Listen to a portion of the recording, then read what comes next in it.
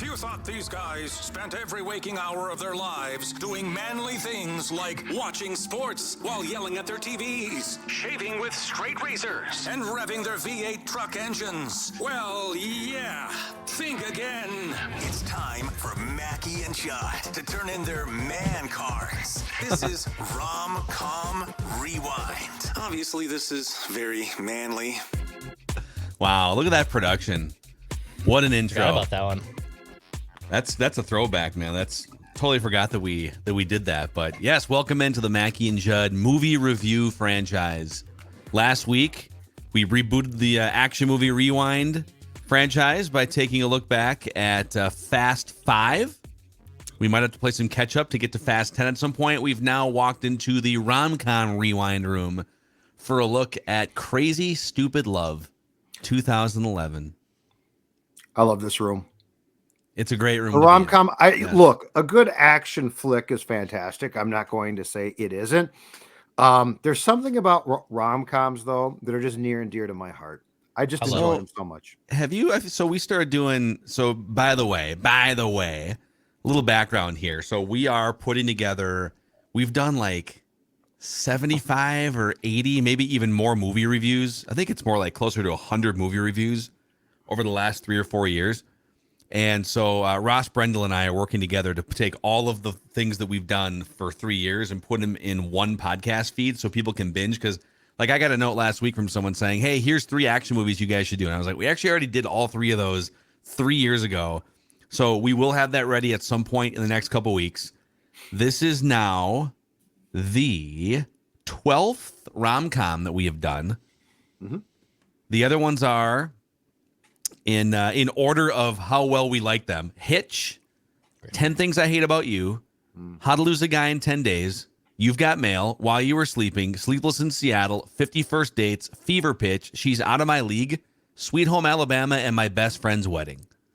So those are, if you want to play catch up, we will put those on a podcast feed, make them available. But here's the summary of Crazy Stupid Love from 2011. Cal Weaver, played by Steve Carell, is living the American dream. He has a good job, a beautiful house, great children, a beautiful wife named Emily. Cal's seemingly perfect life unravels, however, when he learns that Emily has been unfaithful and wants a divorce. Over 40 and suddenly single, Cal is adrift in the fickle world of dating. Enter Jacob Palmer, played by Ryan Gosling, a self-styled player who takes Cal under his wing and teaches him how to be a hit with the ladies. 79% on Rotten Tomatoes.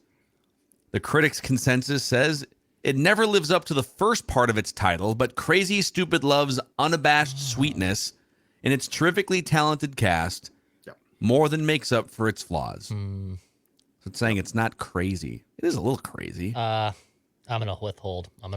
Okay. $50 million budget turned into $145 million at the box office. This movie starred Steve Carell, Ryan Gosling, Julianne Moore, Emma Stone, who's now been in 3 movies with Ryan Gosling. She's fantastic. She's great. Kevin Bacon, Marissa Tomei, Josh Groban, and some other familiar faces you've seen from other projects. Before we get to our statements on this movie and then all the rankings and stuff, let's get to some production notes. All right, boys?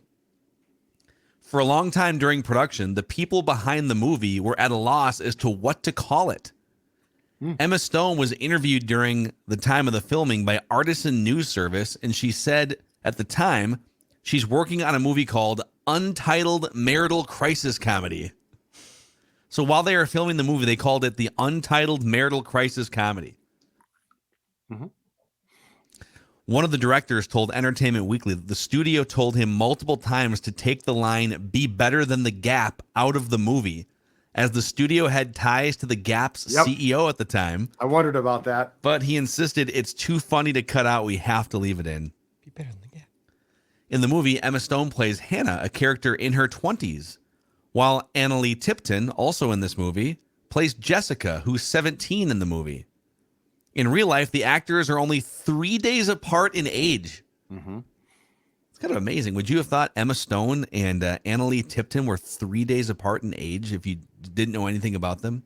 No, but Tipton is the babysitter, correct? Yes. Correct. She's from here. She's one of us. Spent her first One of 7 or us. 8 years in Minnesota. Yep. I know that. And then one more for you here. The romantic Dirty Dancing lift between Gosling and Stone wasn't actually in the script. Gosling, who used to do ballet, had the idea and they added the part in. Emma didn't realize until they were rehearsing that she had a phobia of being lifted high up in the air. Wow. When Gosling lifted her into the air, she had a full meltdown, which Gosling described as, quote, like a possum falling out of a tree and trying to scratch your eyes out. Oh She my God. literally had to like go and get offset and calm down from the traumatic experience. And so in the end, they used a body double for the Dirty Dancing lift, but they left Emma Stone's like shrieking that you hear because they filmed it from the other side of the glass. They left the audio of Emma Stone in, but that was a body double doing the actual Dirty Dancing lift. Wow, that's a great Interesting. note. So, all right, let's start with Judd. We'll go around the room here in statement style, Mackie and Judd statement style. What's your first statement about Crazy Stupid Love? It's sort of going to echo one of the first parts that you read, and it's this. Great characters and actors can overcome a flawed plot. Now, I'll explain. I didn't say a flawed script because I actually like the script, but Okay, the plot itself, the Oh, we're gonna nuance this, aren't we? Yeah. but the coincidences and all of that without this cast could have been very trite and like no way. But this cast is so good. Carell is great. Gosling is great. Emma Stone is great. The fact is that this film is so good because the cast is fantastic. And I will say this too. You know what they did a great job of? They don't have one actor in this film who's unlikable. Now the Bacon character you don't really like. Yeah, but David Kevin Lindhagen is David detestable. But Kevin Bacon's great. I mean, I love Kevin Bacon. Like I see him and I still sort of laugh. But the point is, this film, in my opinion, is made by a great casting director because this cast is fantastic. See, it is a great cast. I feel like you're shortchanging the writing of this movie. This movie is incredibly well written. The writing is great. The plot is flawed. What's the difference? The dialogue is fantastic. But the writing includes the plot. But the plot of all of these coincidences that, you know, like Emma Stone's at the bar and then her dad's at the bar, but they just miss each other. That's great writing. They're Emma Stone, like there's one part. So Emma Stone calling out Ryan Gosling for like, I don't want the PG-13 version of this night where I get a little too drunk and I fall asleep and then you kiss me on the cheek. And then like 10 minutes later, the exact opposite happens where he gets a little too drunk, falls asleep, PG-13, and she kisses him on the cheek. Like, dude, it's like the whole movie is attention to detail writing like that. Yes, the writing is great, but the overall plot is flawed. Okay. Dex? The overall plot is flawed. I don't know that there's a difference. I disagree too. I want to fight. I really want to fight Judd. I will say, I know what Judd is trying to say. I know what he's trying to say. The plot, you could interpret it as muddled. There's no way you wouldn't find out a lot of the things that take time to find out in real life. You'd find them out far quicker. Well, I guess, but I kind of sometimes suspend the real life versus I agree with that. Cinema experience. I agree with that. Not all the time. You have different actors. You take some slappy actors and cast them in this film. It is not nearly as good. It's a disaster. Because it would be acted like then it's acted haphazardly. I mean, Ryan Gosling is very pretty. Don't get me wrong. He's a damn good actor. And you also need like the Gosling role. He has to be almost off-puttingly cocky and charming, but in a way where you love him, right? He walks this fine line of being super confident and a player, but he's also really likable. I'll give you one. And I like this guy. But and you could have cast him in this role, but it's not as good. If Ryan Reynolds plays the Gosling character, it's not as good. It's not bad. Ryan Reynolds is a little bit more of a nerd almost than Ryan Gosling. Yeah, and he's more of a comedy guy. See, Gosling to me he's the perfect in between. Because in serious films, he's damn good. And in a film like this, that ability to be serious, but it's still funny and cute is a really hard line to walk. I'm praising it by saying they could get away with a lot because of what they did right. Okay. All right, Dex. All right. Here's my statement. So off your critics' consensus, I'm now going to give. I wasn't going to lead with this one, but now I am, and especially now after what Judd said. This is one of the best and most accurate movie titles for any plot of all time. I actually love the idea of this movie being called Crazy Stupid Love, because at the end of the day, everyone does these crazy, stupid things for love. Each one of them is uniquely flawed in their path to finding love. Whether you're a little teenager having a crush on your babysitter having a crush on the dad, which is also kind of creepy. You have a broken marriage that's trying to be amended. You have a girl who's in a clearly just kind of meh relationship and she clearly wants more. And then you have the player who is, doing what he does, but then he ends up falling in love with someone he probably naturally wouldn't. And that's love. It's all crazy, stupid love. I think the title of this movie is actually one of the most accurate movie titles of all time. Yeah. And you see a lot of dumb ones out there and stuff, of course. And I really think that this title hits the plot right next to each other. I think they're awesome. And I think it's actually a really good titled movie. Yeah, I don't know why the critics' consensus saying that the crazy word doesn't apply, but it is stupid love. I don't know, man. The crazy thing I think definitely applies. But all right, I'm going to come out hot here. Okay. This is on the Mount Rushmore of the greatest romantic comedies of all time. This is one of the greatest romantic comedies of all time.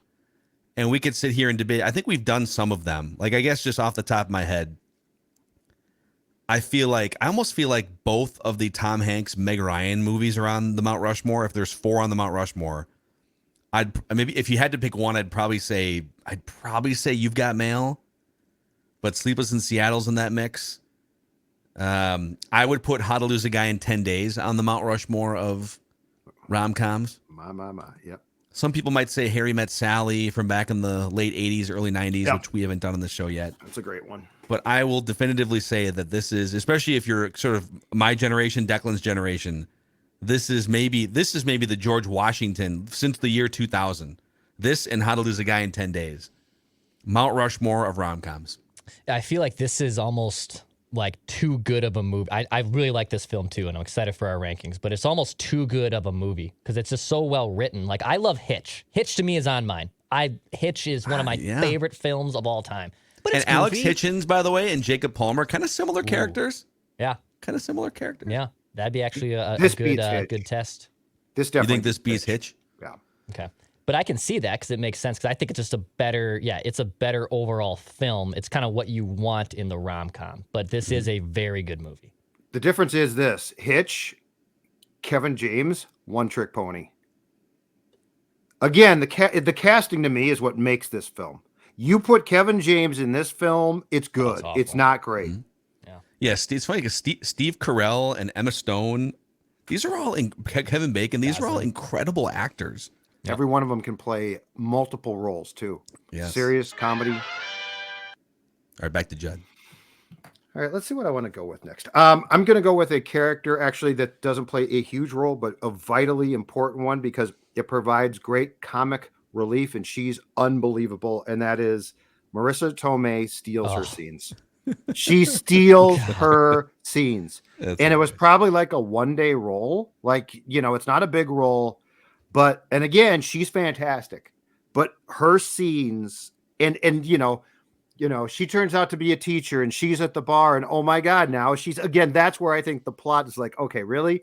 But what makes the it great? teachers don't go to bars? I feel like you're being vague about how bad the plot is. Okay, there's too many coincidences. That's not the fun bad. part. That's great That's writing. the fun part There's of the movie. too many I know, but they're getting away with. That means it's a great plot.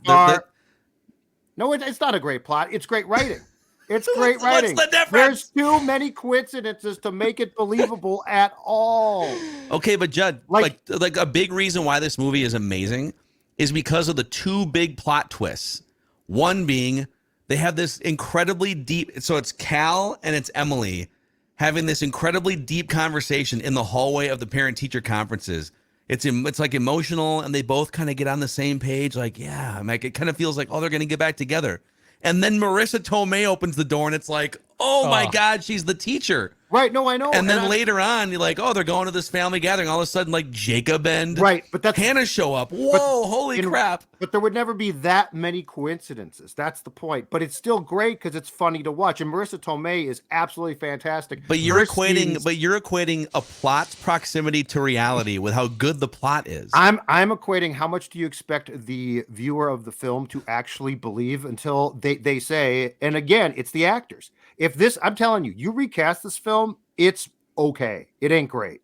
It is the actors that carry the day, and Marissa Tomei is absolutely fantastic. She has a limited amount of scenes, but every scene she's in where she flips him off at the end in the gym, I mean, it's just great. It's absolutely when they interact at the bar, it's hilarious too because he's trying to do he's trying to neg her, right? He's trying to be like, you tell me what you do. Yeah. No, oh, that's lame. That's boring. And she's like, why am I in this interaction? He goes, I'm sorry. Okay. Well, and that's Carell too, because Carell, that whole Michael Scott thing is not simple. Yeah, it's tough. Like that's a hard. Like it seems like, oh, he's stupid. It's simple. His ability to pull that off and it to be funny every single time is tough. Yes. And I know he was on the record that he really wanted, that's why he left The Office a little earlier than people wanted him to, because he wanted to shed the Steve Carell role. And there's even the moments where he's like, he's mimicking Jacob, nah, nah, nah. And that's Michael Scott. Like that is Michael Scott in that role, totally. Yeah. Okay, back to Dexter. All right, I'll go with this one. It's the statement I wrote down before I started watching this movie that I told you guys about on Monday. And it's the following. Everyone knows a Cal and everyone knows a Jacob in their lives right now. Everyone knows who the Cal is in their friend group or like family, maybe, because obviously Cal's a little older than Jacob, and everyone knows who the Jacob is in your friend group. And if you could bring those two together somehow to get that person to unlock this this new path in him, you would love to see that happen. Everyone knows who the player is in their friend group. Everyone knows who kind of the dorky guy is as well. That dad that's just trying to fit in and whatnot. I love how relatable Cal and Jacob are to everyone everyone that watches this movie. Yeah, in fact, I'm going to piggyback off yours with another statement here, which is we all at one point aspired to have Jacob's confidence. Easily. But we're all a little closer to Cal at the end of the day. I almost have this. Like the fact that some of the lines, I was trying to write down some of the lines early in the movie, and like Jacob just walks up to these women. Like the first scene where he meets Hannah, and Hannah's friend goes, my friend Hannah thinks Conan O'Brien is very attractive. And Jacob, without missing a beat, goes, oh, that's interesting because I find your friend Hannah to be very attractive, and just stares at Hannah. Then he calls the gal fancy face a couple times later. Like in our mind, I remember watching this movie back in 2011. Like, man, like, yeah, I can definitely, like, I was single. I can talk like that. Like just a little confidence, right? Yeah. It's like, no, it does not. You're not Ryan Gosling, but. And it doesn't really work, but it's great in the film because it's hilarious. Did you guys watch this with your significant others, or did you guys watch this alone? Yes, it's one of our favorite movies that we probably watched it 5 times together. Okay. Yeah, I think we bought it about 8 years ago, and it was great. And this time I embarked on it alone. But yeah, Dawn loves this film. Yes. All right, back to Judd. All right, I got so many notes here. Here's one. The start of this film is absolutely a textbook, fantastic example of great, quick character development. Yes, I thought about this too. So they don't take too long, but yet you have, by the time that the film really gets rolling, I feel like you have a really good idea of the characters, but they don't dawdle with it, which I absolutely loved. They basically do what they have to do to tell you, okay, we're presenting these characters. And then once you're like, oh, okay, then it really starts. And I thought that the development of the characters, the pace there, this film felt like it could have gotten long. And every time it could have, they're like, no, we've got the answer to pick up the pace. It was really well done. Dude, by the way, this movie was the original cut of this movie was a 3-hour movie. And that's how it felt. Wow. Slice it down. That's how it felt it could have been, but it wasn't at all. Yeah. Because right away you find out everything. You find out like why Cal and Emily are getting divorced. You find out that Jacob is a player. You find out pretty early on that that Hannah's boyfriend, which we can get to, Josh Groban, is just like a cheeseball douchebag. But Hannah Banana. When he introduces, when he's going to have the big celebration, we're going to do something special, and I'd like to invite Hannah to be like my wife. My wife is like a partner, huh? Yeah, huh? Yep. And he does like the, huh? Yeah. What do you think of that? I say, yeah. Yep. God. Yep. Oh man. All right. I'll go next here. My statement is, it's amazing what self-confidence can do for a human being. I think even though Jacob does such a great job at obviously upgrading the wardrobe and unlocking this next level personality out of Cal is impressive, but I think there is a relatableness to, on even Phil's point, of watching Jacob like hit on the women, that when you have some self-confidence in what you're doing, and not just like being aloof about it, but having legitimate self-confidence, it can do wonders for you. I think that's what was so cool to see from Cal, because Cal is the more relatable one, obviously. Jacob's obviously the outlier of most people. Like, you know, Cal is like everyone else. He's just a guy who's trying to find love and trying to talk to women and hit on women. And then once he has all the right infrastructure and all the right self-confidence, then all of a sudden everything clicks, and he's obviously hitting out of his league. And I think it's awesome to see that, because when you have that self-confidence, it totally changes. Like, story time. When I got new 4 teeth, okay, I had, when I was 9 years old, I broke my 4 front teeth. They were capped. So they weren't complete replaced. They like put fillings on them and they capped the 4. And around 2019, each of those 4 fillings just randomly throughout the year started falling out. So then I had to like recap them. Toothless Declan walking around. Oh, it was. I did that episode of Ventline, I think, with you guys, where I was missing a tooth. It was a whole thing. And eventually I went to a new dentistry, and they're like, we should honestly just quote you for 4 brand new ones. It's obviously going to be very expensive, but it's probably the best move. And I did it. And I will just tell you, when I got my 4 new front teeth, I felt Jacob Palmer. Let's go. I felt like Jacob Palmer for a little bit, dude. Not a long time, but for a little bit did I feel like a Jacob when I got 4 brand new teeth. That's hilarious. There he is. There's Declan walking around. Yeah. He's got his little suit, Hanging out at the extra swank button bar. unbuttoned. Yeah. Hey, girl, let's ride. And then the pandemic hit like 6 weeks after those teeth got put in. So then that just put a kibosh on everything. Damn. Hey, you want to go on Zoom? See my teeth? Huh, girl? Yeah. Hey, girl, let's go. New Balance shoes have made a big time comeback since this movie was made. Funny. New Balance shoes, and I remember as a kid, like you didn't want to be caught wearing New Balance in the 90s. It's like the nerdy dad shoes. They're dad shoes basically, and this movie craps on New Balance. Cal wears his old kind of like off-white tainted New Balance shoes to the mall. It's like a sign that he's weird, right? He's a blemish on society because he has New Balances. And then Jacob throws the New Balances off the upper deck of the mall. Well, over the last 12 months, New Balance has landed Shohei Ohtani as a spokesperson, He's not a geek. Jamal Murray, Kawhi Leonard, Zach LaVine, and DeJounte Murray. And I might just be Wow. naming a few.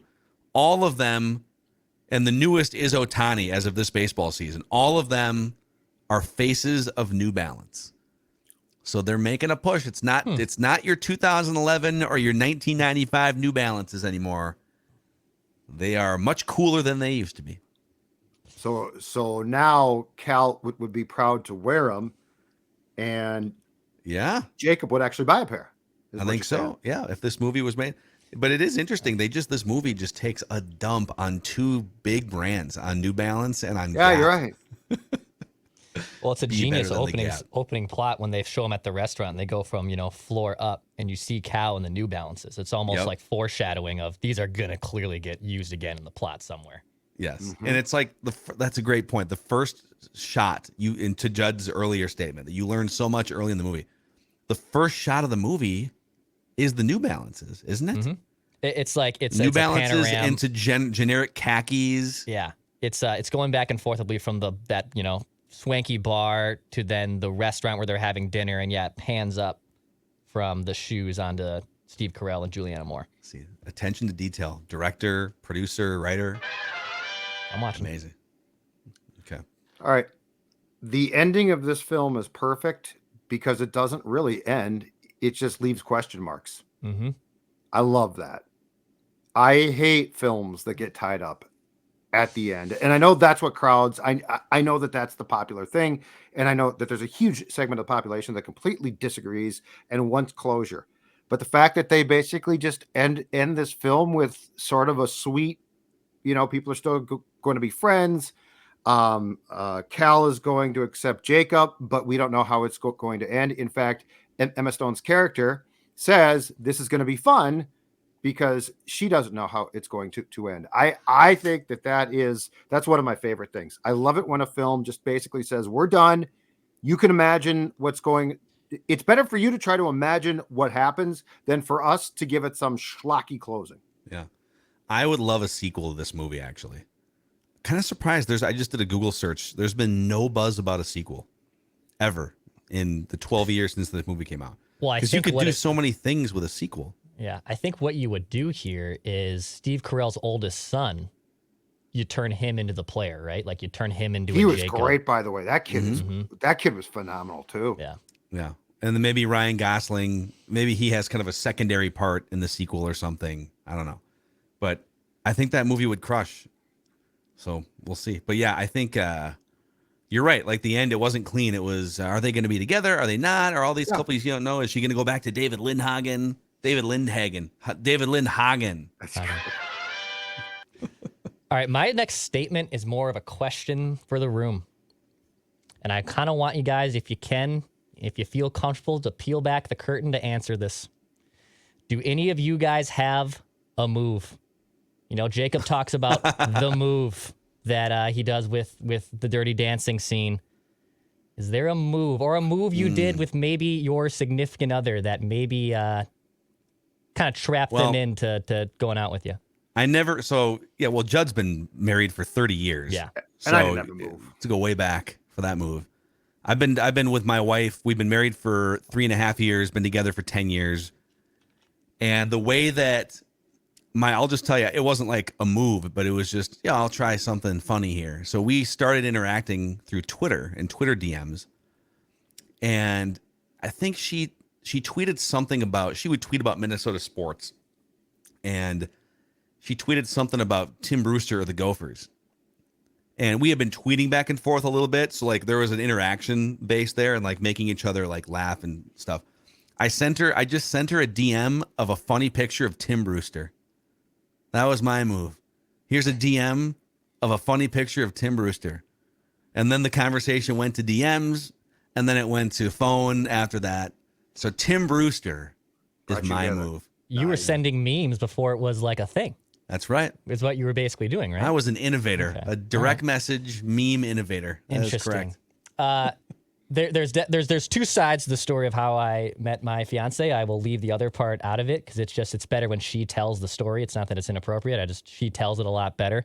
But I love the scene in this movie when he's kind of coaching up Cal to finally go out there and try and install what I have taught into you. He goes, what do you always say? Like, you buy them a drink and you make them talk about you. What I did do when I first saw Kelsey was multiple things happen in this movie is what reminded me when I met Kelsey was when he brings him over and he goes, hi, I'm Cal. I definitely did a hi, I'm Declan when I first noticed her. It's not time yet, Cal. Yeah. Hold on. Yeah. I think he slaps him I'm or something. Cal. Yeah. Hi. Nope. Yeah. He shuts him down. Nope.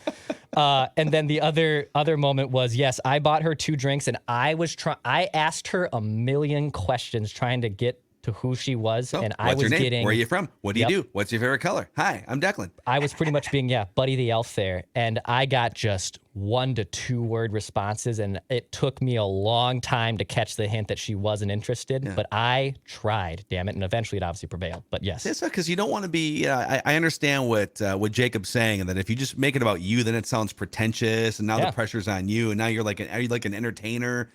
And if you can kind of shine the spotlight on them, I get that premise. But what if, you're going to interview them?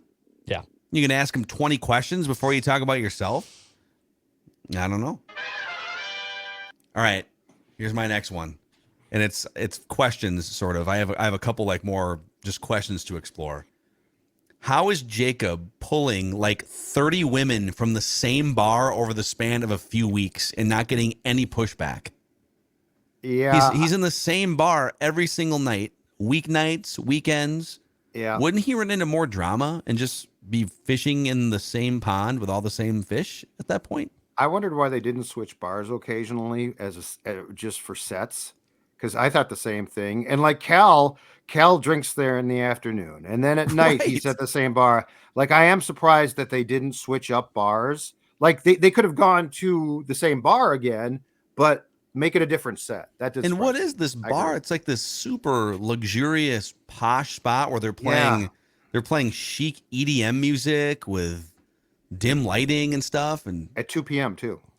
yeah, it's Like when Cal's getting drunk at 2, it looks the same as it does at 7. and you can tell, I know it's 2011. If you use today's prices, every cocktail minimum in that place is $15 to $20. You Easily. can tell it'd be a very expensive evening to be Yeah. going out with Jacob Palmer. Totally. Cal must be rich though, because they He picks up didn't. that. Well, he also those clothes that Right. when he goes clothes shopping, he probably spent a minimum of $5,000 on Well, clothes. didn't he say Right? he gave $1,000 budget? I think that was what it was. But maybe Okay. maybe he bought more because you can redo your wardrobe with 16 items, is what Jacob Palmer said in the movie. 15 pairs of sweatpants and a hoodie. Yep, exactly right. I'm very happy. The juxtaposition of this film that intrigued me the most is that ultimately the lesson was the Jacobs of the world, for all of their great moves, are often miserable, and the Cals, for as geeky as they can be, are often much more comfortable being themselves. Mhm. I thought that was a really, because like the Jacob thing was he's a fast talking guy, great looking guy, got all the moves in the world, but it comes to light that he is desperate for a relationship but doesn't know how or can't commit to it until Hannah. And in Cal's case, he's geeky and awkward, but he's very sure of like who he is as a person.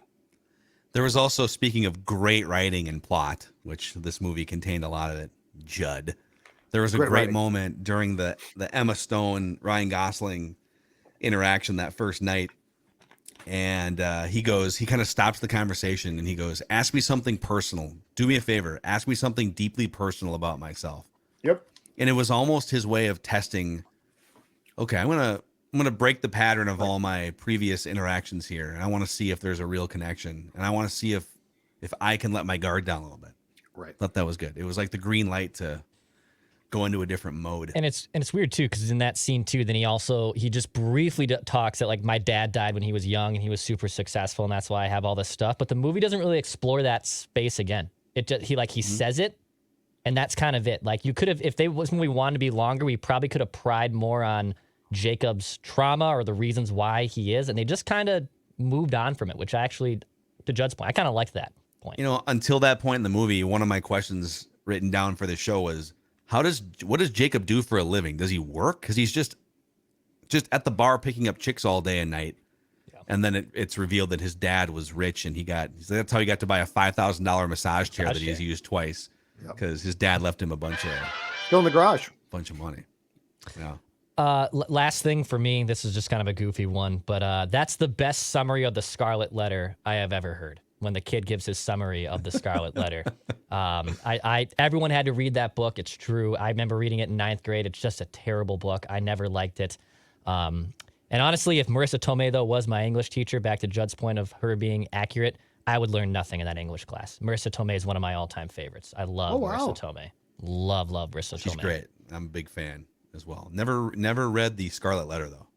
Oh, I've not. Well, I think even they made a movie. I think Demi Moore is in like an early 90s movie. They made a movie of it. And we had to watch it in English. I remember it vividly. It's not a good book. I loved it. Approximately a year before this film came out, Emma Stone was in Easy A. Easy A. Which is a great film, which movie. is sort of borrowed from the exact same thing. Yeah. So, but she's a great actress, man. She's so good. All right, any final statements from you, Judd? No, I'm good. I got one more for you guys. Ryan Gosling's career includes some banger movies. Oh, yeah. Oh, yeah. So he's been in like 25 or 30 different things, so he started off in the Mickey Mouse Club around the same time as like Justin Timberlake and I think Britney Spears in there? Yeah. And Christina Aguilera. Mm-hmm. And then he did Goosebumps as a kid. He did Are You Afraid of the Dark, some of the Nickelodeon stuff. But then Remember the Titans was the big, I think the first time America was mostly introduced to him. He was in Remember the Titans. Yeah. He was The Notebook. In fact, The Notebook, it's not a rom-com, but it's definitely Mount Rushmore of romantic movies. Yeah. Never seen it. Ooh. I've never seen it. Is that the one with James Garner? Yes. Also, Dude, we should almost have to do The Notebook. I've only seen bits and pieces. I haven't seen it start to finish. I've never seen it. But I love Garner, so I'll watch any Oh my film with God. James Garner. Okay. We Okay. have to sub it in. Hold on. I'm going to look. Oh, so you're going to okay, make a change? We're going to come back to this. We're going to think- make a change. I think we have to. We're going to make a change. Okay. So we might even do it next week. We should almost do it next week. But pause that for a second. All right. Okay. The Notebook, Drive. Did you guys ever see Drive? Oh, Yes, we should incredibly also do violent. that. Incredibly Action. violent, but really good. He doesn't even have a name in the movie. He's just the Yep. driver. Just the Yep. driver. Oh, Yeah, that film is a little bit disturbing, but in a good way because it's so well done.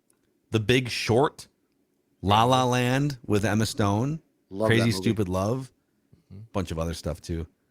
So, okay, before we get to the definitive relationship rankings and the overall entertainment ranking of this movie, we have to do The Notebook. Okay. So What's the runtime of that? I'm going to make an executive decision. We're going to bump Bullet Train in 2 weeks. Here's what we're going to do. We're going to bump Bullet Train until a little bit later on.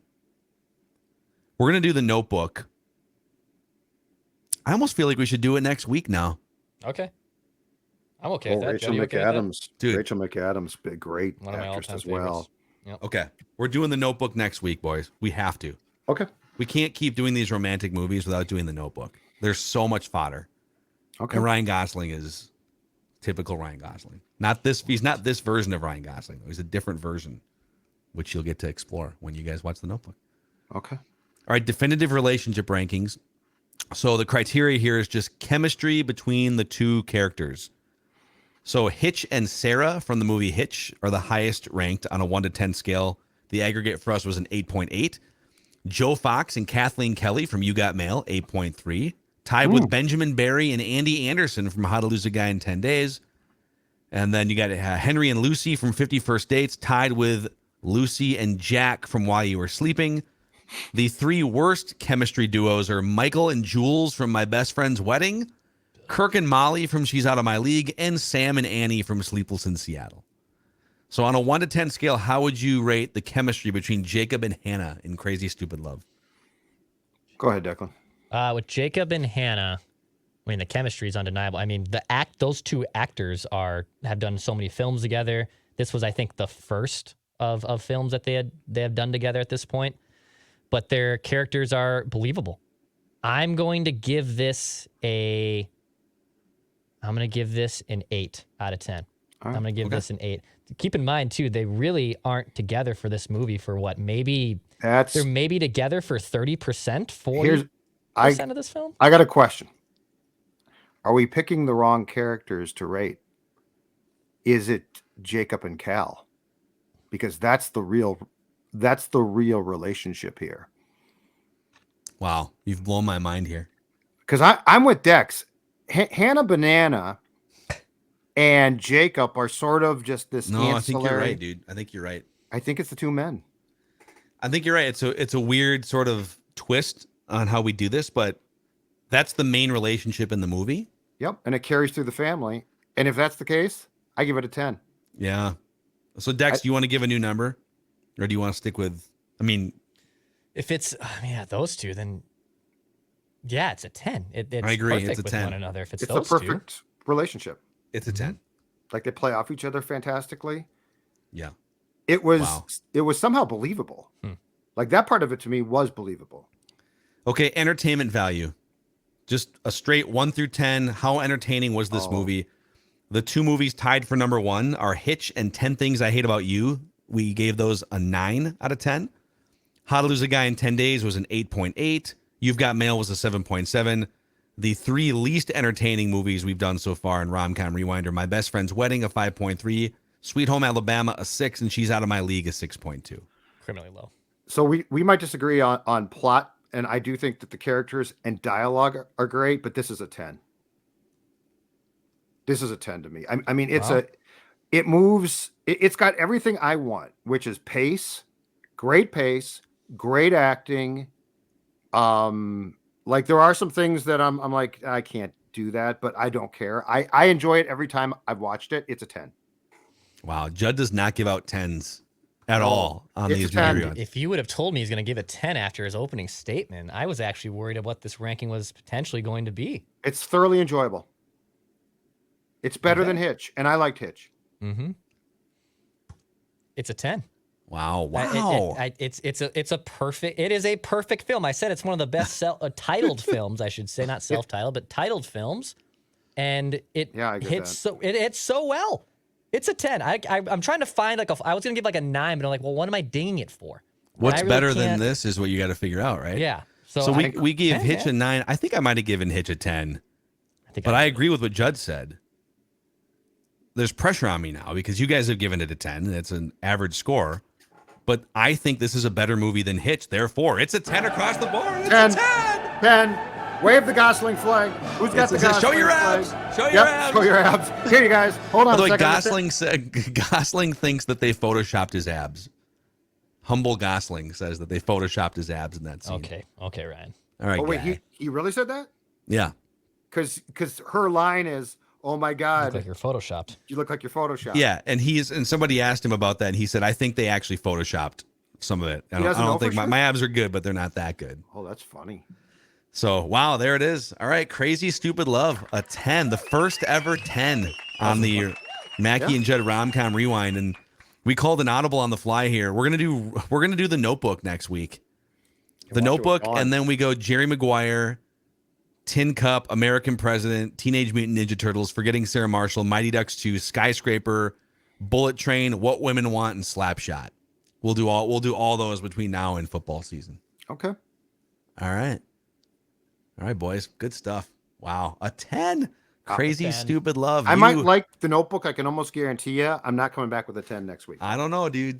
I don't know. What do you want? And it's like there's definitely funny moments, but it's more of a serious movie, and we'll definitely dive into it. All right. This has been the Mackie and Judd Movie Rewind franchise, Rom-Com Rewind here. See you guys.